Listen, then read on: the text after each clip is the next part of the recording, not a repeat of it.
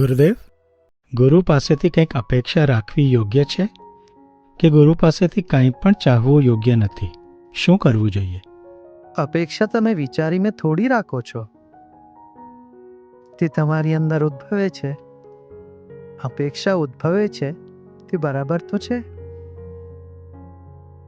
શું કરશો? અરે નહીં કરવી જોઈએ, નહીં કરવી જોઈએ, દબાવી દેશો.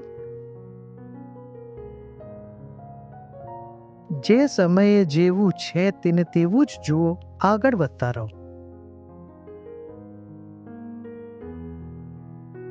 તે જ મુક્તિ છે. તમે મુક્ત ત્યારે જ થઈ શકશો જ્યારે તમારું જે મગજ છે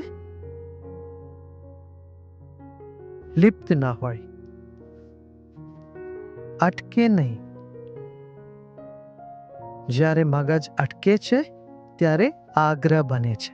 આમ થવું જોઈએ, તેમ થવું જોઈએ, આ નથી થઈ રહ્યું, તે નથી થઈ રહ્યું. આ આગ્રહ એની અંદર આવવા માંડે છે.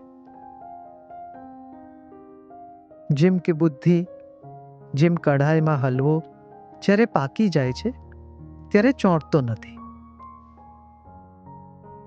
ઘી પણ હોય છે, તેમાં ચમચાથી તેને ફેરવીએ છીએ તો તે ચોંટ્યા વગર તેમાંથી ઉપર ઉઠી જાય છે. અને આ જ રીતે જીવનમાં જ્યારે બુદ્ધિ આ સમગ્ર સંસારમાં બધી સમસ્યામાં, બધી પરિસ્થિતિ વચ્ચે રહેતા રહેતા સંપૂર્ણ રીતે અલિપ્ત થઈ જાય તો તમે પ્રસન્ન રહેશો. સમજી રહ્યા છો ને? તો તે અલિપ્ત રહેવાની આ રીત છે કે અપેક્ષા આવી તો આપમેળે આવી. પૂછી લેવું અપેક્ષા છે તો કરું, અને અપેક્ષા પૂરી થાય તો યોગ્ય છે. અપેક્ષા નથી પૂરી થતી ત્યારે પણ કૃપા છે. જે પૂરી થાય છે તે કૃપા, નથી પૂરી થતી એ કૃપા નથી, એમ નહીં વિચારવું. ઘણી વસ્તુઓ પૂરી નથી થતી તે જ કૃપા છે.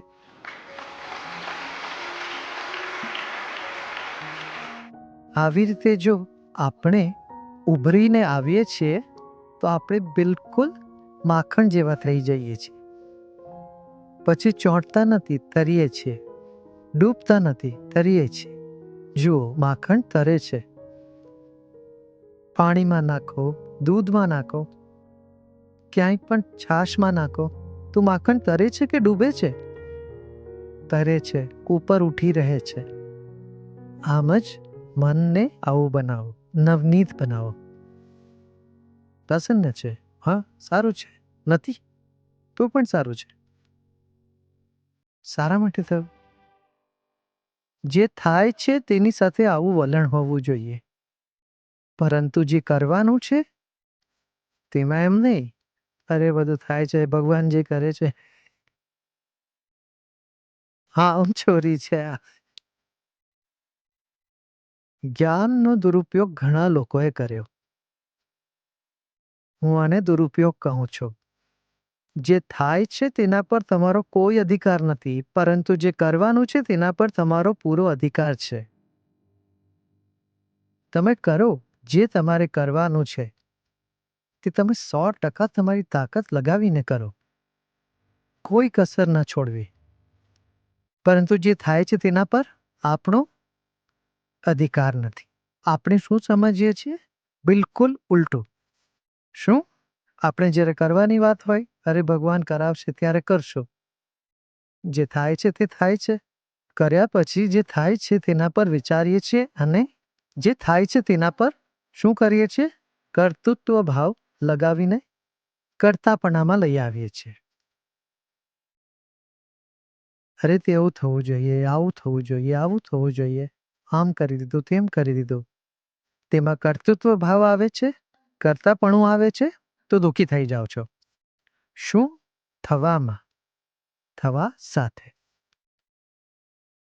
વિવેક એ જ છે જે તેમના પાર્થક્યને જાણે, એમના ફરકને જાણે. શું? આ કરવાનું છે, આ કર્તવ્ય છે. જે થવાનું છે તે પ્રભુની ઈચ્છા છે. શું વાત સમજાય? ત્યારે કેવી રીતે દુઃખી થઈ શકશો તમે?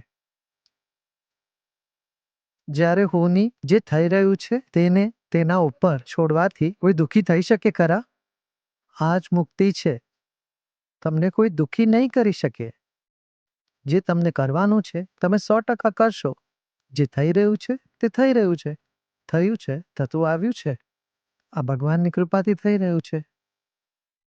અને આપણે જે કર્યું તેનું ફળ તો આવશે જ. તે થઈ રહ્યું છે. આપણને ફળ તે જ મળશે જે આપણે કરી ચૂક્યા છીએ. જે આપણે કર્યું નથી તેનું ફળ આપણને થોડું આવશે. શું આ વાત સમજાઈ રહી છે? બહુ સૂક્ષ્મ વાત છે ભાઈ. આપણને કોઈ મુસીબત આવે તેના માટે આપણે કંઈક કર્યું હતું. બીજ વાવ્યું, બાવળનું બીજ વાવ્યું, તો આજે બાવળના જ કાંટા મળી રહ્યા છે. કરી ચૂક્યા છીએ, વાવી ચૂક્યા છીએ. બાવળના ઝાડના જ કાંટા આપણને હમણાં ખૂંચી રહ્યા છે. તેના પર કોઈ અધિકાર નથી તમારો. તે શા માટે થઈ રહ્યું છે પૂછવાનો કોઈ અધિકાર નથી. થઈ રહ્યું છે, કંઈ કર્યું હશે કંઈ આપણે કંઈક એટલે થઈ રહ્યું છે. પરંતુ હવે શું કરવું? હવે તે બાવળના ઝાડથી બચીને રહેવું જેથી કરીને કાંટા નહીં ખૂંચે. આપણે અત્યારે જે કરી શકીએ છીએ તે કરવું જોઈએ. બાવળનું ઝાડ શા માટે થયું એમ વિચારીને દુઃખી થવું ના સમજી છે.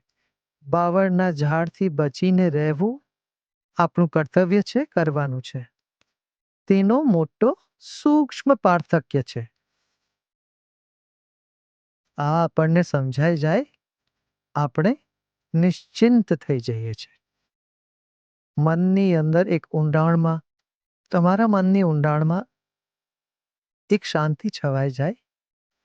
પછી દુનિયાની કોઈ તાકાત તમને હલાવી નહીં શકે.